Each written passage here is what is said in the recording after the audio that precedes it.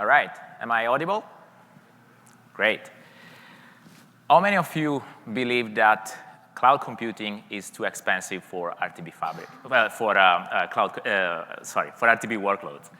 And how many of you believe that the latency that the clouds deliver is not necessarily at the level at the RTB workloads need? Hi, everybody. My name is Sergio Serra. I'm an AdTech veteran, and I recently joined AWS to lead RTB Fabric, a purpose-built service for RTB workloads that will help address these two challenges and these two questions I just asked, along with many more challenges that are endemic to the AdTech ecosystem. And let's start with taking a look at the agenda today, what we will be covering. First of all, today I'm actually joining this presentation with Fernando Gamero, our Senior Solution Architect, and Duke Chow, the Chief Technology Officer of one of our customers, beloved customers, Yieldmo.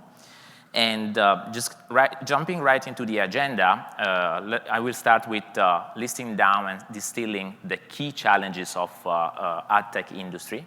And then Fernando will help diving deeper into the intricacies and architecture of RTB Fabric. Then we will try to understand how to onboard into the service. You will see how easy it is, actually. And we'll look at the capability of the service in terms of observability, in terms of metrics and telemetry. And then we will go to probably what I believe to be the hottest topic at the moment, which is how we can help you release those cost savings that RTB Fabric is supposed to help drive.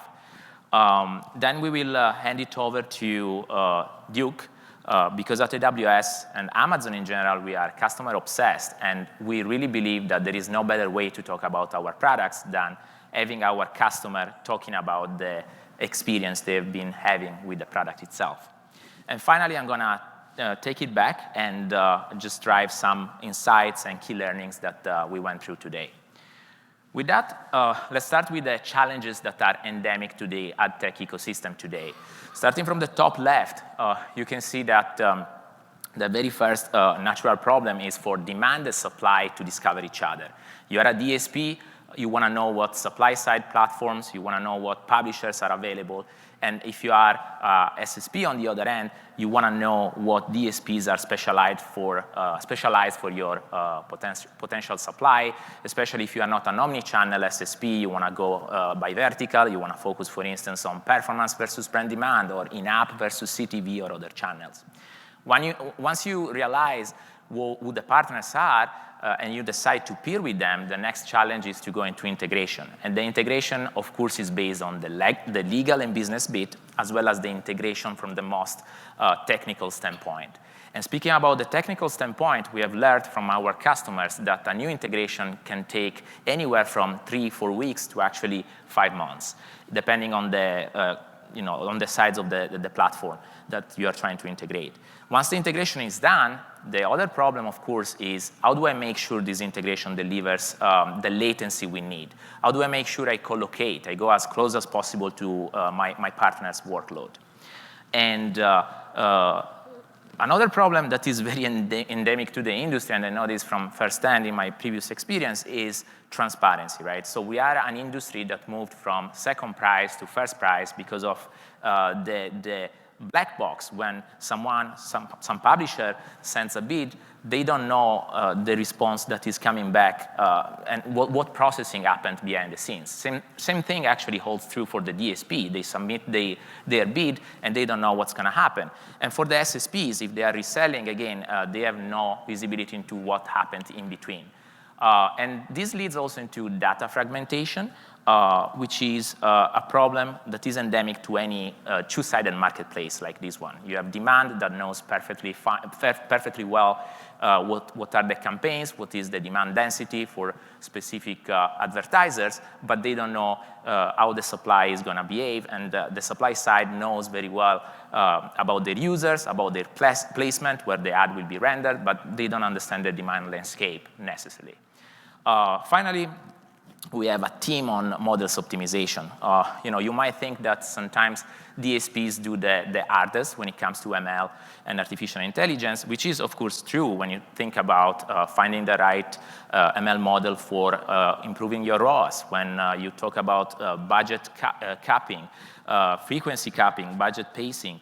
But on the SSP side, there is also an equally important problem when it comes to yield optimization, right? So dynamic margins, dynamic floors, ad quality.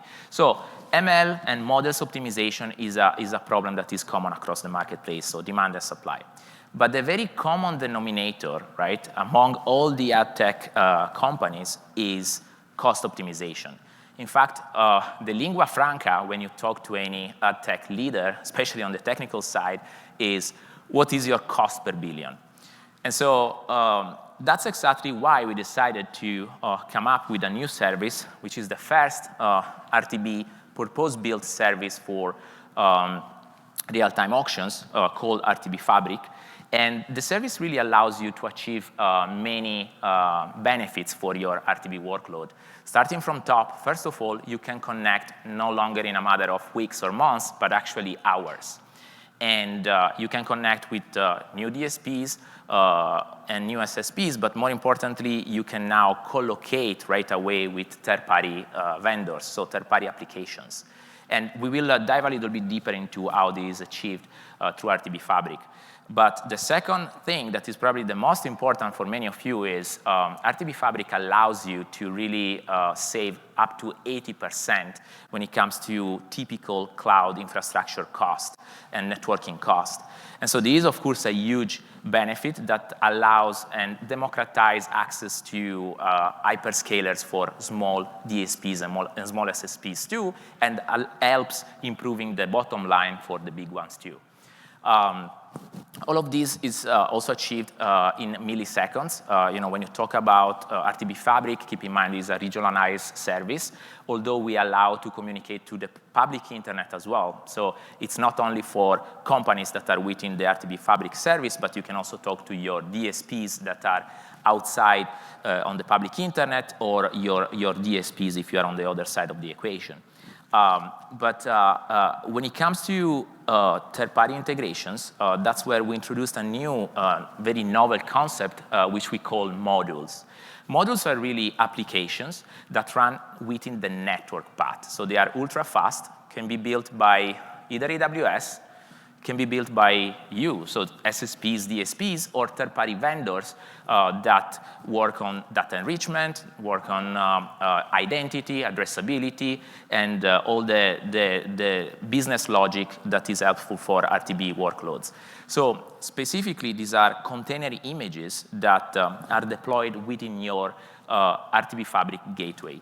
And so by doing so, we are able to move the latency from milliseconds really to microseconds. So in fact, if you look at our P99, we're really talking about 500 to 550 microseconds when it comes to talking to modules. I will just cover one last slide before handing it over to Fernando, just going through the key components of RTB Fabric. On the top left, you find the RTB gateway. So keep in mind that we tried to abstract away the jargon of AdTech when it comes to bidder, DSP, SSP, publisher, buyer, seller. So for as much as we are concerned, we have a responder that responds back to bid request, and we have a requester that sends bid request to another responder. And so you have RTB gateway as a requester and an RTB gateway as a responder if you are acting as a responder. Specifically for the second category, so if you are a responder, the beauty of the service is that it also comes bundled with a very tiny layer of load balancing. We do DNS traffic distribution, and by doing so, we can be extra lean and extra cheap. And of course, lowering the cost, we can reflect this upside into the price, into a lower price for our customers. And so again, if you are a DSP, or if you are a bidder, or if you are even an SSP receiving traffic from publishers, you don't need to use another self-managed or managed load balancer. You can just use RTB Fabric to process all your incoming traffic. And then finally, as I mentioned, we have advanced traffic management modules. These are the modules that are built by AWS and come bundled with the price. So specifically, we have OpenRTB filter. So if you are receiving supply from a requester, you can decide to filter requests based on any selector of the OpenRTB path. And so the good thing is that you can decide to filter those requests before they even hit your fleet, saving a bunch of CPU cycles. The other module that is offered bundled into the service by RTB Fabric, so included in the price, is a rate limiter that allows you really to set a specific limit of QPS you want to achieve from each one of the links you have, so each one of the SSPs, requesters that are sending requests to you. And the last one is an error masking, which really allows you during deployment, if you are terminating some instance or recycling instances, you don't really want to have spikes in latency that your SSPs will see or returning weird HTTP status codes, because we know SSPs very often use circuit breakers, so you don't want to have fluctuation in the incoming supply. We allow you to instead wrap all those errors into a generic 204, which is really a no-bid. And so the temporary downtime can be covered by a no-bid, and then whenever you are back ready, you will not see any fluctuation in traffic. With that, I think it's time to dive a little bit deeper into the architecture of RTB Fabric, and I would like to hand it over to Fernando.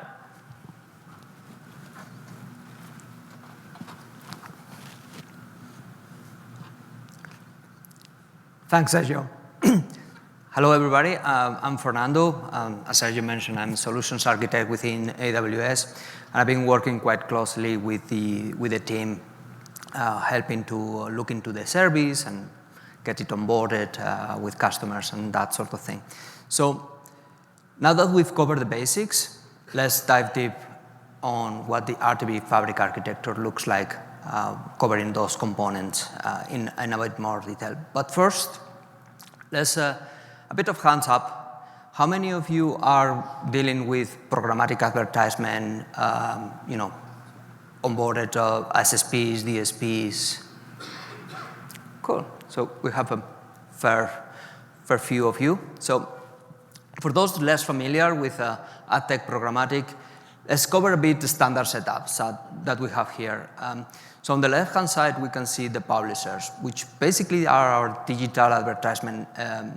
In the advertisement space, they are always in the lookout for best partners, best deals, cost-effective platforms where they can actually get these ads from. And they are looking for affordable subscriptions. And those advertisers or that chain of ad campaigns that is giving them the best back for the space that they are putting out there. So, on the other hand, we have the ad agencies, and these are the companies that are managing the launch of the distribution of those campaigns. And in the middle, we have this fabric. We have a supply side, we have a demand side, and the idea is to be able to connect those two in a very easy way, and that's what we are building the RTB Fabric for. SSPs will help you to connect with the publishers, and DSPs connect the ad agencies, and the idea is to build this ecosystem in an easy way. So that's where the RTB Fabric comes to play, and we can see that as leveraging this easy ecosystem within AWS to help that onboarding. So we covered the first component is the gateways. As Sergio mentioned, the gateways is the core networking feature that we have in RTB Fabric. You will see that there are two types of gateways. We have the requester side, which it connects to the supply, and we have the responder, which is connecting to the demand side. Now, the connectivity between both gateways that they sit in each of the different partners is done through what we call the link. A link is just basically a network path that we create between the two gateways. And then on top of that, we apply the modules.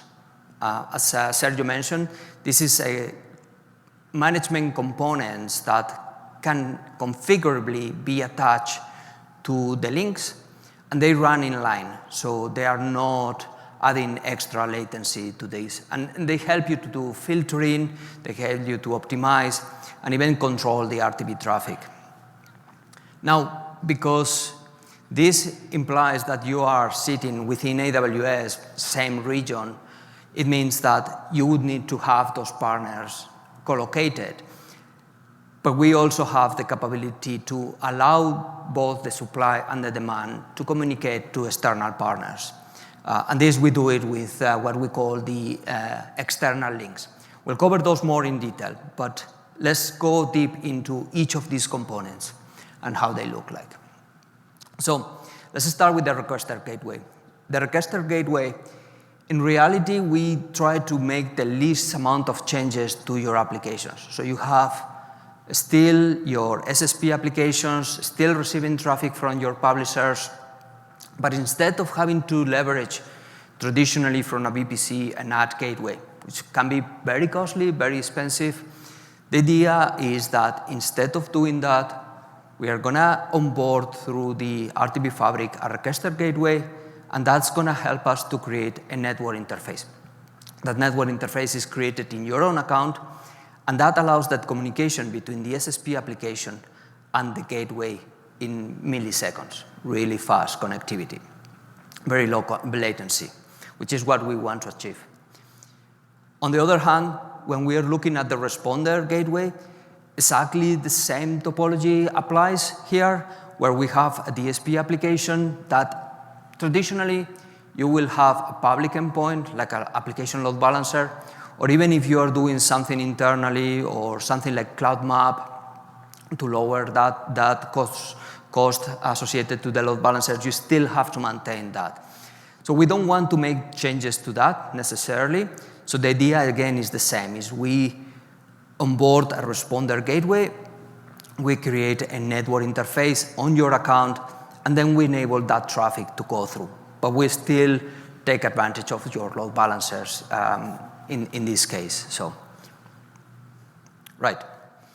So once you have these gateways, we're talking about how we create that connectivity between them. And this is where the links come to play. These are the core connectivity mechanism that allows you to establish the connections between that supply and the demand partners on the ecosystem. We talk about internal links, standard links, and then they're just basically helping you to connect when both partners are in AWS, onboarded to RTB Fabric, and in the same region. The links need to be initiated by one of the partners, and the other partner needs to accept it. So there is no automatic the discovery is not automatic. You need to exchange those IDs to be able to do so. But once they are created, they will provide a private and a secure connection between the two partners. It all happens within the RTB Fabric service. The traffic will flow through this link, and it's a single millisecond because, as Sergio mentioned, we are taking advantage of this DNS-based balancing capability. And they are also very scalable. They will support millions of queries per second as a throughput, so you can really scale it up. And on top of that, we will attach the modules, but we'll cover that next. Remember that we mentioned external, so let me introduce you the concept of the external outbound links. Here is when we have the need for a requester gateway sitting in RTB traffic to talk to a DSP that lives outside different region, still in AWS potentially, or in AWS but not onboarded to the RTB Fabric, or even altogether outside AWS. And similarly, we have the external inbound links, and that will help you to get connectivity from your supply partners that are not in AWS, connecting through the responder gateway and talking to your DSP application. Right, so let's move on now. Let's cover the modules. As we mentioned, the modules are configurable traffic management components, and that will help you to bring your own applications, potentially bring your partner applications securely in a compute environment that then is used by the real-time bidding. They run in line, so we are trying to minimize the amount of throughput or latency that is added by them, and they help you to define whatever logic you want, but initially filter, optimize, and control that RTB traffic. They are designed to support containerized applications, and eventually you can bring even your machine learning models or your Gen AI agents to do additional enhancement of that transactions. Mentioned earlier on that modules are attached to the links. In reality, they are not standalone services. They operate in line within the link infrastructure between the requesters and the responders, but they are attached to each of the sites. So each partner can create its own set of modules or attach its own set of modules. Right, as Sergio mentioned earlier on, at launch we released 3 built-in modules, and these are the rate limiters, the open RTB filter, and the error masking modules that is going to help you to protect those workloads. Okay, so if you remember, when I was describing the RTB Fabric, the responder gateway, we were talking about still having that load balancer there between the gateway and the DSP application. But that's going to still incur some cost on the load balancer. Now, if you're running your DSP application on an EKS cluster, for example, or you're deploying into EC2 instances, but leveraging EC2 auto-scaling groups, we can take advantage of that and allow you to completely remove the need of that load balancer, and that's what we call the managed endpoints. So the idea behind the managed endpoints is that instead of we having to specify the domain where the traffic is going to flow to for that load balancer, we have the capability to query either through the EKS endpoint or the auto-scaling group what are the IP addresses of the nodes or the instances that are part of your cluster, and then record that in a private hosted zone in Route 53, and we use that, the responder gateway uses that to balance the traffic across all your nodes, effectively removing that need for having that load balancer, simplifying your architecture, reducing your cost, and still maintain that single digit millisecond latency. Right. Security is always paramount at AWS, is a top priority for us. Hence, we had to make sure that the RTB Fabric was built to ensure that the traffic is private and encrypted. So when you create a requester gateway, for example, you're always going to get an HTTPS endpoint. All the traffic that happens between the requester and the responder gateway is secure, is private, but that doesn't mean that your responder applications also need to be listening on HTTPS. We support you to have the last mile, call it last mile, to be unencrypted, to support HTTP. Now, if you still want to do that end-to-end encryption, that's totally supported, but you need to maintain your fleet of certificates on the nodes, because now we are not terminating on a load balancer, especially when you're using a managed endpoint. So you have to have those TLS certificates on the node. And if you're using a private CA, and this is quite important, we need that CA certificate because the RTB Fabric, the gateway, is going to do a proper TLS validation. So quite important to keep it in mind. Right. So as we mentioned earlier on, and Sergio covered earlier, it's very time-consuming to onboard, especially when you have different partners that they have to spend weeks or months to do that integration.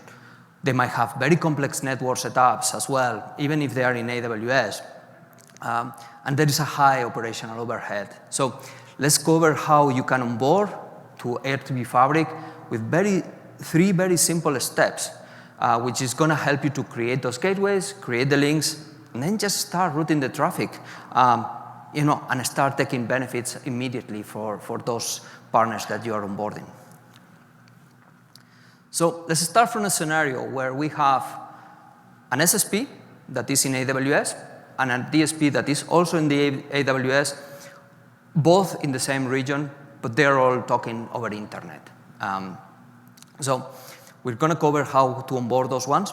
And additionally, we're going to cover how to start communicating with external partner as well, and you'll see how easy it is also to do so. Right. So both the DSPs and the SSPs need to create a gateway within the RTB Fabric. Now, this can happen in parallel. There is no sequence here. I don't need to tell the SSP you need to create the gateway before the DSP creates the gateway. But for the presentation, let's cover this in sequence. So the first thing that we have to do when we have this requester or the need to SSP to create a requester gateway is to identify the VPC and the subnets where the SSP application lives. We want to ensure that the network interfaces are created on those subnets so we can take advantage of that VPC connectivity. We want to create a security net group because we always want to attach a security group to the network interfaces that we are creating, but that's to allow traffic coming from the SSP application into the fabric. Ultimately, what we get is a domain name. This domain name is going to be important because it's the one that we are going to be using to instruct the SSP application to start forwarding traffic to the RTB Fabric. Similarly, the DSP is going to create their own gateway. That's just purely for the responder side. But here we have a bit more information to provide. We still need that VPC, we still need that subnet information, but we want to know the protocol that the DSP application is listening on, if it's listening on, what is the port that is listening on as well, and also the domain name. Remember, we're saying for those not managed endpoints, we need to know the DNS name for the load balancer, for example, that it needs to point to. So we provide that information. Again, we also need a security group created.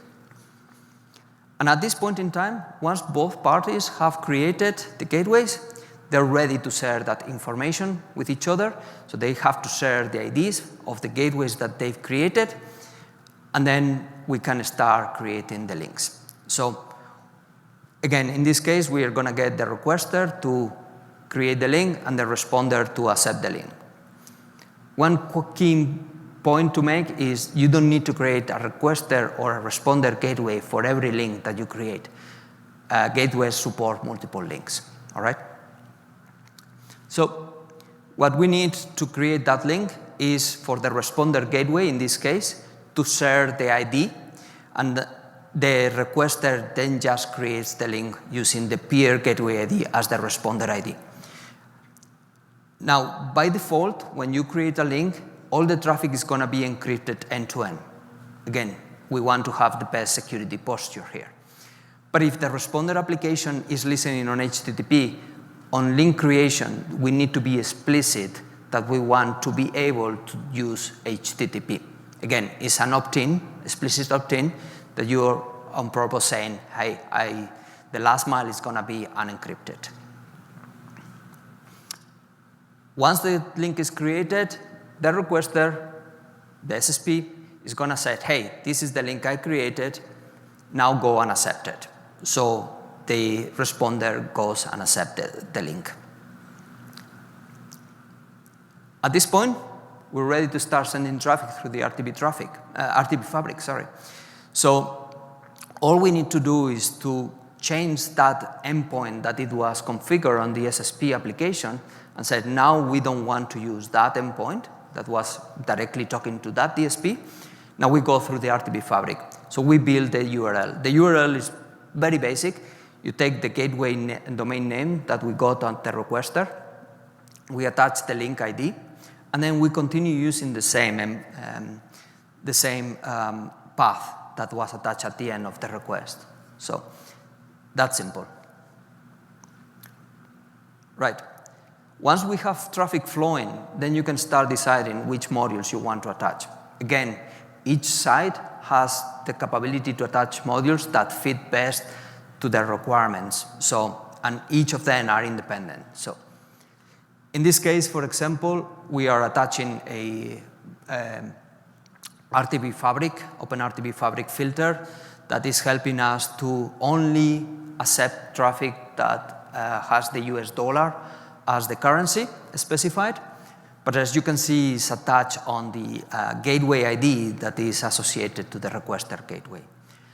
You can have more than one module attached to each side, and you can also build dependencies between those modules. So if you want the modules to be executed in a particular order, you can specify that as part of the CLI command.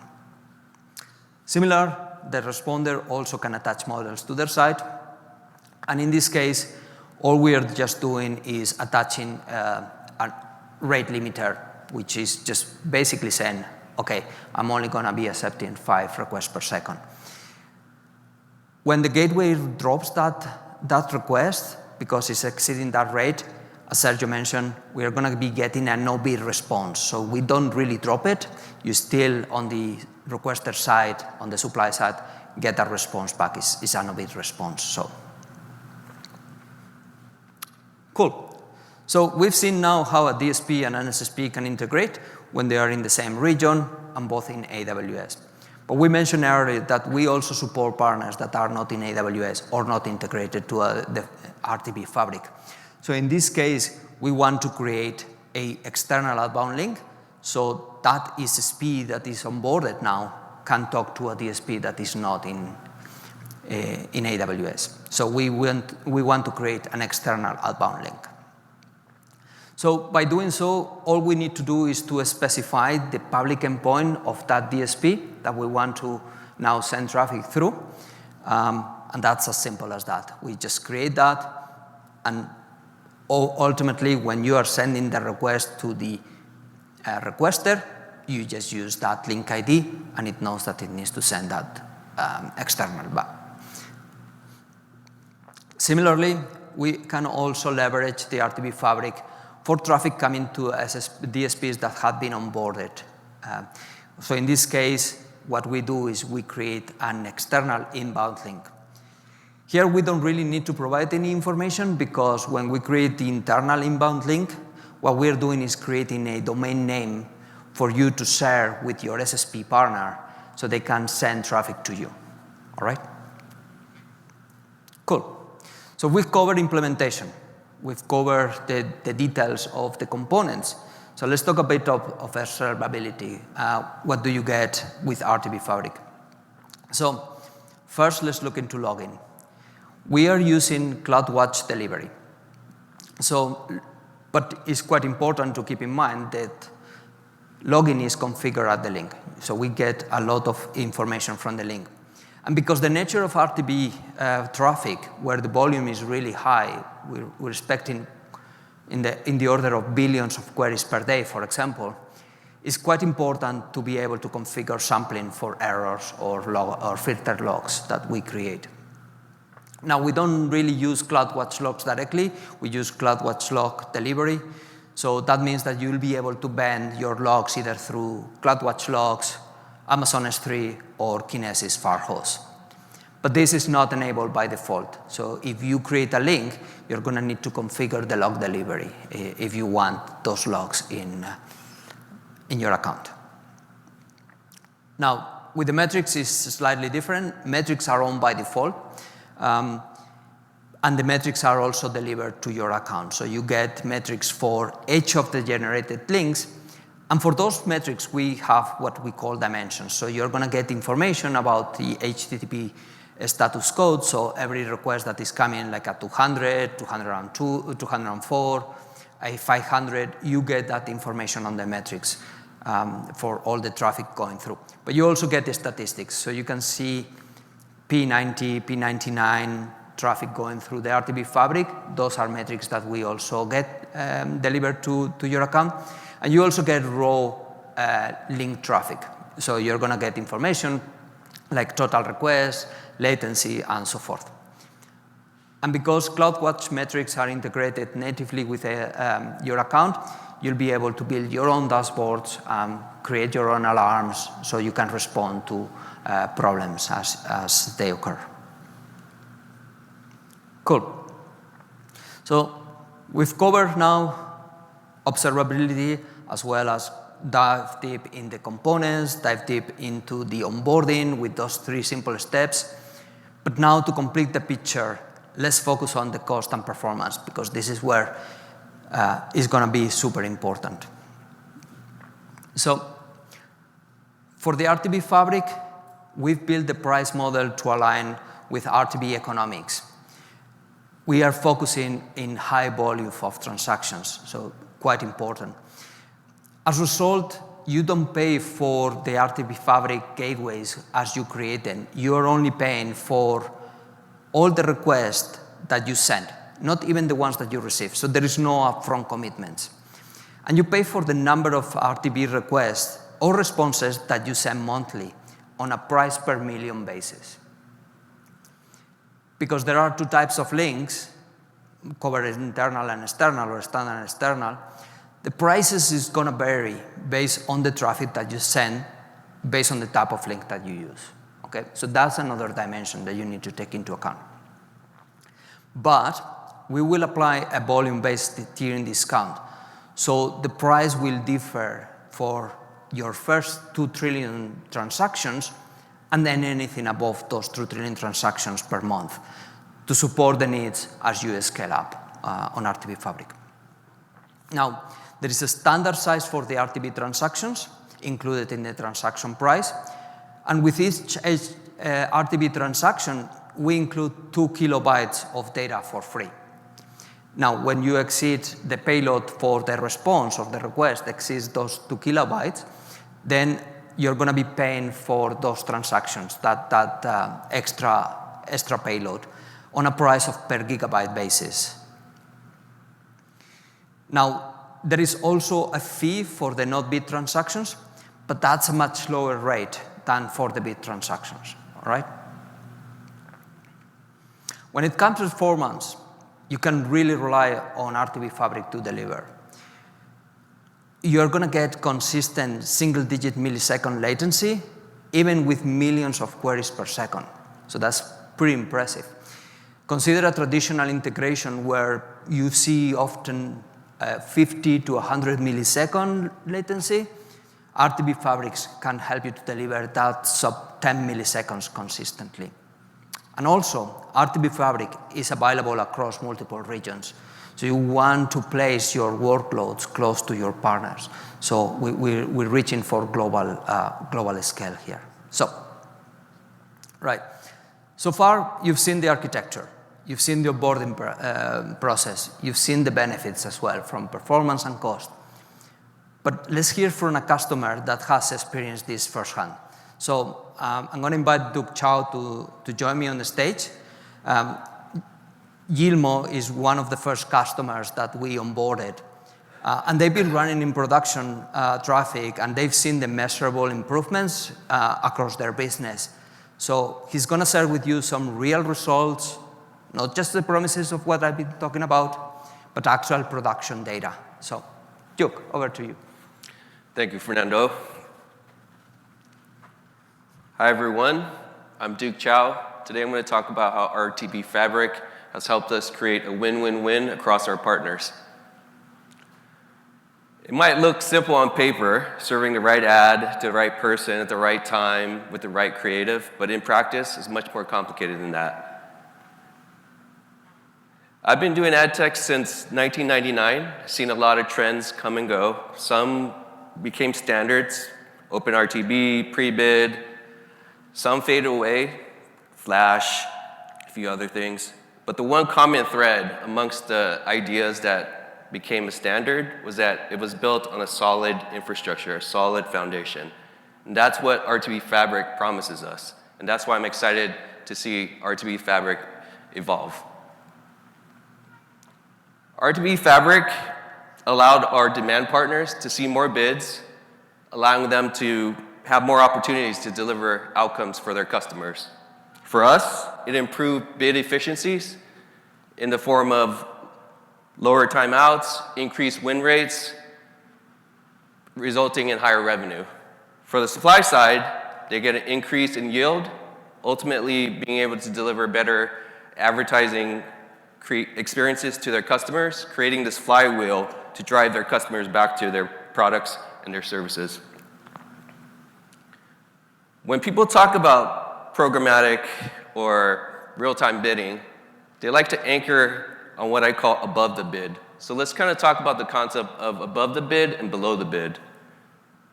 Above the bid is generally things like how you serve an ad, how you match an ad, security, privacy, all the various optimization techniques you apply to creative as well as optimization. But you can't do any of that without what's under the bid, which is a reliable transport layer. If you have an inefficient transport layer, cost compounds, latency compounds. So you have to have this solid foundation for us to do all the things we want to do above the bid. That's the promise of RTB Fabric. Let's talk about some of the results that we've seen as early customers of RTB Fabric. We've seen auction timeouts reduce. We've seen bid rates increase.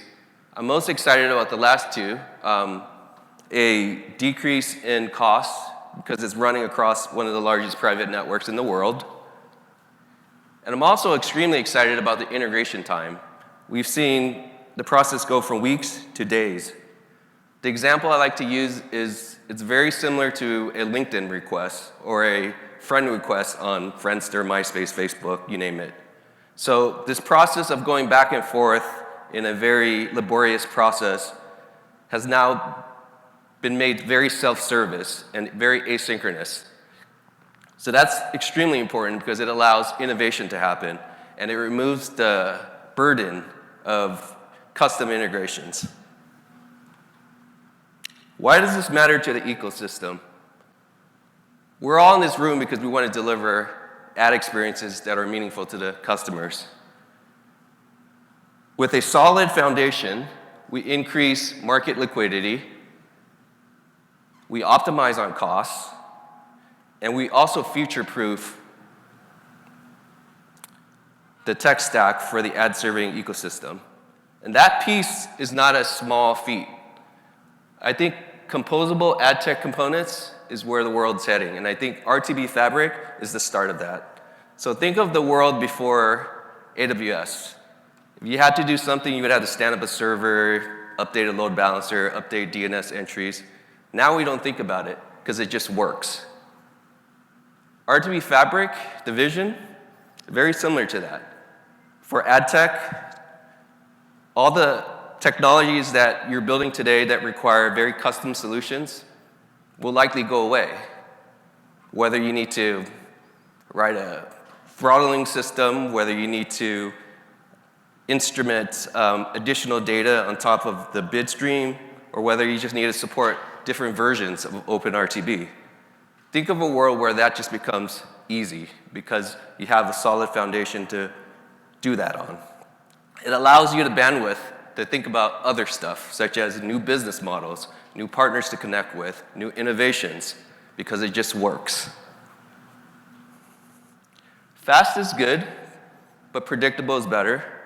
And I'm excited to see the innovations that are going to come out of this process as people start adopting RTB Fabric and all of the infrastructure that it's going to be deployed to the AWS ecosystem. So with that, I'm going to hand it back to Sergio to kind of take us home. Thanks, Duke. This was amazing. It's always great to really hear the feedback from our customers, and we look forward to hearing your experience as soon as you start playing around with RTB Fabric and releasing these cost savings and latency efficiencies. I think we learned a lot today, and so just to summarize, we learned, first of all, that getting into RTB Fabric is extremely easy. It really takes you a bunch of CLI commands, and specifically 3, to get onboarded, to be in the system with your own RTB gateway. And then with that gateway, you are able to communicate ultra fast within the RTB Fabric ecosystem, but you can also use your RTB gateway to talk to external partners. If you are an SSP, you can send requests to external links which again are really one-on-one relationships with your own DSPs that sit outside AWS, you can still do that. Still going to be more cost efficient than public pricing and the majority of private agreements. But if you stay within RTB Fabric, of course, these synergies go up because you have much lower latency, much lower cost. And so look at RTB Fabric as the foundational layer for incrementing synergies within AWS and your partners that will be in AWS. So the more partners come to AWS, the more RTB workloads are on AWS, the more efficient you will become as an RTB platform. I think the second interesting thing, actually I would say the third interesting thing that we discussed today is the concept of modules. And we have modules that are built in and bundled into the price, as we discussed, super helpful for responders in order to process requests before they even reach their own fleet, but helpful for the requesters. Especially when you think about what's next in future. We are working with many independent software vendors to deliver their own application that today RTB platforms integrated with in a very custom way. Everyone has his own API interface. Everyone has his own latency, SLAs. Co-location is a nightmare. We take all of these away. We just allow you to integrate with these third parties with a button. Literally one click, you attach their application into your RTB gateway, which again is a single tenant cluster that is co-located with you. So latency becomes extremely low. Cost of transferring data doesn't exist anymore with third-party applications. And again, you just become more efficient even from an operational standpoint. So really, I think my personal opinion on RTB Fabric is that it allows you to buy velocity, business velocity. So if you want to be fast in integrating with new partners, with taking all the new AdTech trends into account and integrating them into your stack, I think it becomes a no-brainer because this is the platform that allows you to build, react, and build again. With that, I would like to thank everybody for joining this session, and please feel free to take a survey. We love your opinion, how we can get better. But more importantly, do check out the RTB Fabric official website and start playing around with the service, start releasing those synergies and those cost efficiencies that we just spoke about. And if you have any questions, please do talk to your account managers and reach out to us. With that, thank you so much, and looking forward to new customer feedback.